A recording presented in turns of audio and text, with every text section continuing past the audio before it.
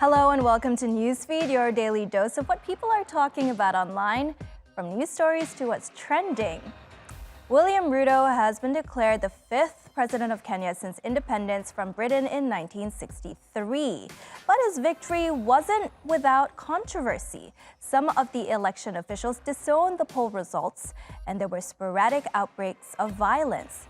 Though, fortunately, nothing on the scale of 2007, when post-election violence saw over 1,000 people killed.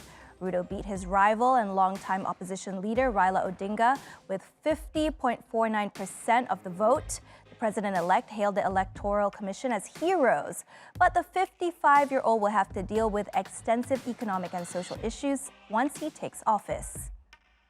And Masharia is in Nairobi. She tells us what the result means for William Ruto and the Kenyan people.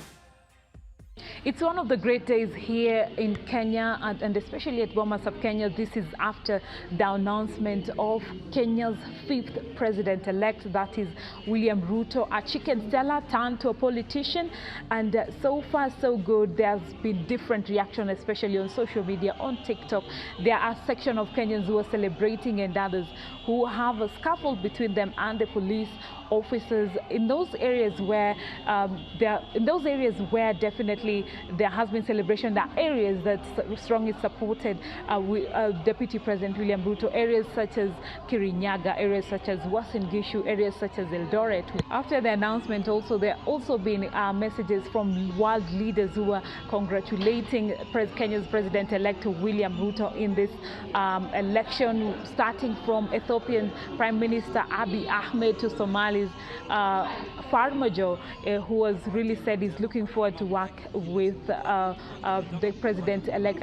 So it's still a wait and see of what will happen in the next few days. Definitely know that the president-elect probably will be making a statement, or we're expecting to hear from the Azimio la Umoja campaign team. Meanwhile, African leaders have taken to social media to congratulate the Kenyan president-elect. Ethiopian President Abiy Ahmed wished William Ruto the best of luck, emphasizing his willingness to strengthening ties between the two nations.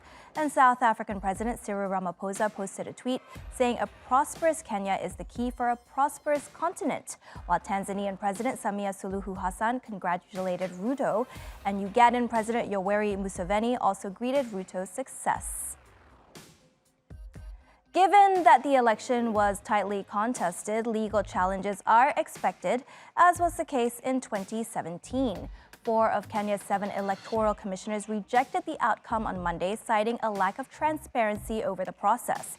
Analysts expect 5-time losing presidential contender Raila Odinga to file a petition with the Supreme Court to have the election result annulled.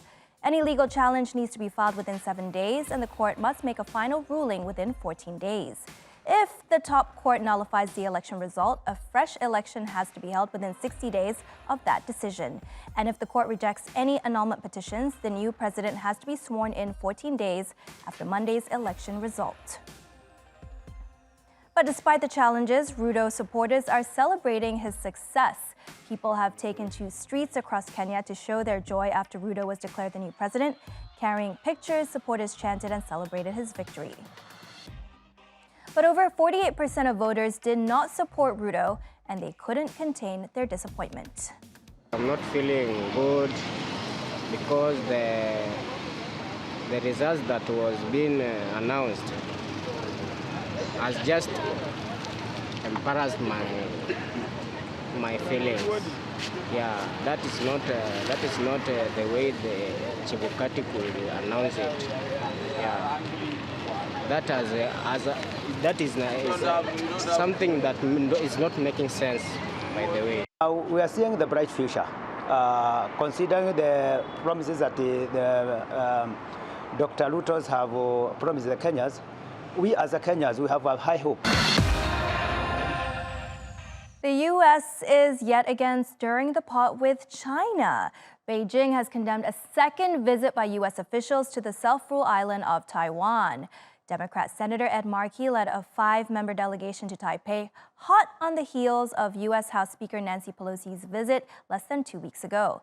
Pelosi's visit enraged China, which responded with week-long live-fire military drills, an effort to intimidate the island, which it considers a breakaway region. China's Defense Ministry's spokesperson Wu Qian says Beijing will continue military training to ensure war preparedness. He says the U.S. showed its true colors, calling it troublemakers and saboteurs to global peace and stability. China accuses the U.S. of not respecting the One China principle. The policy was first introduced back in 1972 when the U.S. recognized Taiwan as part of China. Beijing believes Taiwan is now using the U.S. as a cover in its attempt to gain independence. China once again urges the United States to abide by the One China principle and provisions in the 3 China-U.S. joint communiques and stop going further down the wrong path of distorting the One China principle, so as to avoid causing further damage to China-U.S. relations and the peace and stability across the Taiwan Strait. China will take resolute and effective measures to safeguard its national sovereignty and territorial integrity. A few U.S. politicians connive with the separatist forces of Taiwan independence and attempt to challenge the One China principle. This goes beyond their own abilities and is doomed to failure. As you can imagine, social media has erupted with reaction from both sides. This user showed his support of Washington's controversial trips to the self-proclaimed island. He said, "Good idea. U.S. lawmakers should visit Taiwan every 15 days to frustrate China and tire out its army." Whereas this guy had some strong words directed towards China. He's urging China to hold military drills as it pleases so long as it does not touch Taiwan. Now, this Twitter user was critical of Democrat Senator Ed Markey. He said, "So Markey hasn't done a thing in the last 40 years and then does this?" And finally, Sarah Xiong took the opportunity to criticize the United States. She said Washington is repeatedly ignoring China's opposition to these visits, and by doing so, they are flagrantly violating both the One China policy as well as Chinese sovereignty. So did Alec Baldwin pull the trigger? Well, after months of vehement denials from the Hollywood star, the FBI says it's highly likely that Baldwin did indeed pull the trigger of the gun that shot dead a crew member while filming a movie last year. In fact, the FBI investigation and forensic analysis determined there's actually no way that the gun could have been fired without pulling the trigger. The incident took place in October while Baldwin was rehearsing a scene for his movie Rust in New Mexico with the weapon, which was only meant to be used as a prop. The probe into the shooting death of cinematographer Helena Hutchins continues, and so far no one has been charged with any wrongdoing. And that fact has riled up many people on TikTok. If it was anybody but Alec Baldwin, they'd already be in prison. People are really just defending this because he hates Trump. This man literally broke every rule of gun safety. Alec Baldwin went on national television and said that he didn't pull the trigger, that the gun just magically went off. The FBI concluded that the firearm used in the shooting, quote, could not have been fired without pulling the trigger. So we all agree that this was an accident, that this was just negligence. So the outstanding legal question is what happens when you kill someone on accident? An FBI report concludes that Alec Baldwin must have pulled the trigger in Rust. This is contradictory to Baldwin, who said that he just pulled the hammer back and it fired on its own. Do you think he will face criminal charges? And another mystery that needs solving is between Apple and one of its employees. Paris Campbell, a repair technician, is allegedly being threatened with the sack. Now, Apple claims she breached the company's confidentiality agreement in a TikTok video of hers. As well as working at Apple for about 6 years, Campbell also does stand-up comedy, and she has quite a following on social media. The TikTok video that got Campbell in trouble has a woman who loses her iPhone. She then gets threatening texts saying she needs to remove her iPhone from her Apple ID. Having dealt with these sort of issues on a daily basis, Campbell explains what to do. She doesn't disclose that she works at Apple, but she does say she's been a certified hardware engineer for a certain company that likes to talk about fruit. That video has over 5 million views on TikTok. Her boss has told her she needs to pull the video or else, but Campbell says she didn't break any rules. Apple's social media policy does not ban employees from identifying themselves as part of the company. It only says that employees should not share anything that can make Apple look bad. And the video is still there. Campbell did not pull it down. Instead, she shared another video titled Dear Apple. She says she still hasn't heard from her boss and was waiting to learn if she's been fired or not.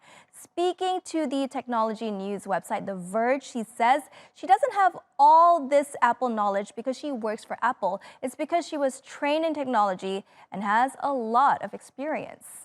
If you ask me, reinforcing the public's confidence in Apple's security is not something that makes the company look bad, especially when it reaches 5 million people in less than 24 hours. And if we want to get technical, I've never actually identified myself as an Apple employee until this video. I've made tongue-in-cheek references which have made people wonder if I work for BlackBerry, if I work for Apple, if I work for some third-party company altogether. But no, I work for Apple, and I would very much like to stay working for Apple.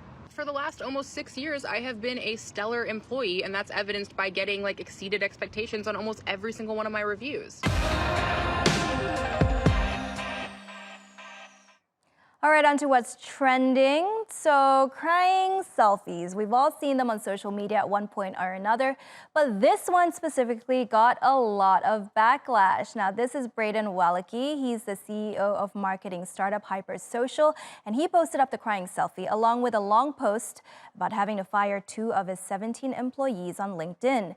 The post quickly went viral, with many accusing Brendens of being insensitive and peak cringe for not focusing on the plight of his employees, but rather himself.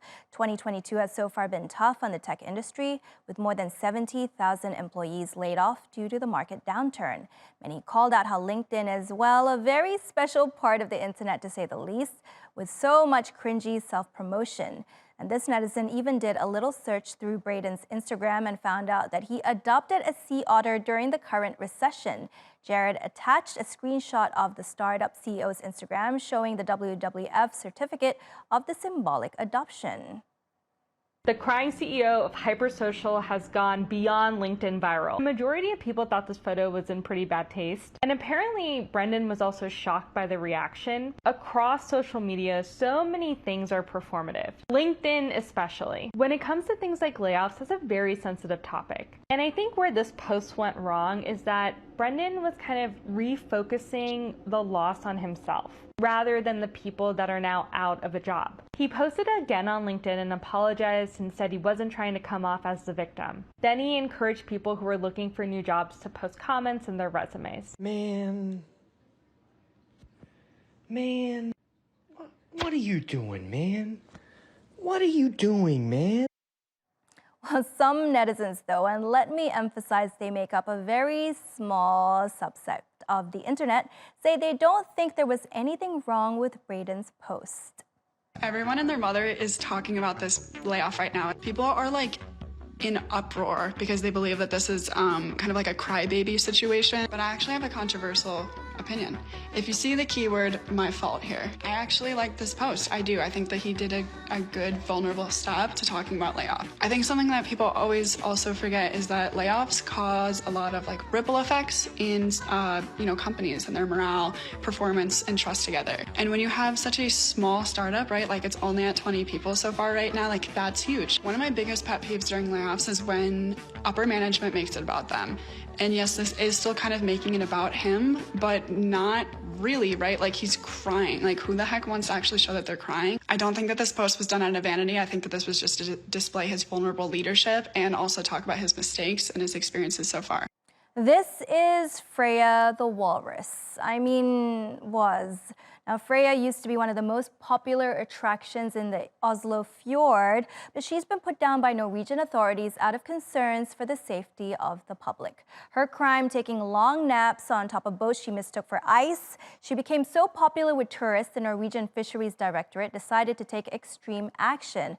They threatened to euthanize her, hoping people would stay away, but they did not. So, saying they were prioritizing human life and safety, officials carried out their threat, and Freya is no more. We have made many assessments. We've also considered whether it would be possible to try to move her. We concluded that we would probably not succeed, both in terms of use of resources, but also for animal welfare reasons. It is far from certain that it would have been possible to catch the walrus and have it moved. When we had looked at that option from all sides and not found a plan to succeed with it, it was also clear that we have had too many situations in the past where people's lives and health could have been in danger, and then we had to make the decision to kill her. So after the news spread, Twitter was full of people saying that's why we can't have nice things. Now everyone's angry at Norwegian authorities for killing Freya. This marine biologist says there's no safe place left for wild animals and that people who ignored the warnings of staying away should be ashamed because she's now dead. And the abrupt decision of simply killing the animal made a lot of people question the harshness of humanity. Here is this tweet that says that what happened literally sums up the disgrace and audacity of humanity. Something to think about, huh? And then there were climate activists who pointed out why Freya was so far away from her home is because she was a climate refugee. Since we destroyed her sea ice home, she was in search of a place to rest.